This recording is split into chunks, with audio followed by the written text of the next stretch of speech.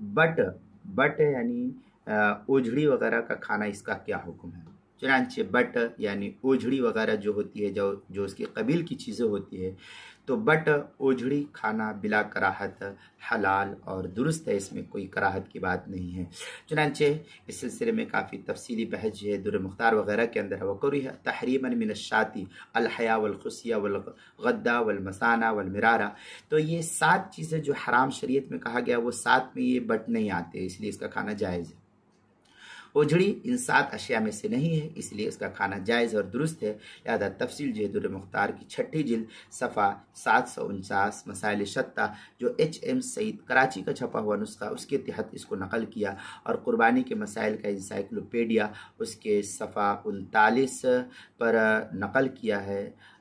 بابو با کے تحت حروف تہجی کا با عنوان ہے بٹ، اس کے تحت جو ہے اس کو نقل کیا، وہاں دیکھ سکتے ہیں۔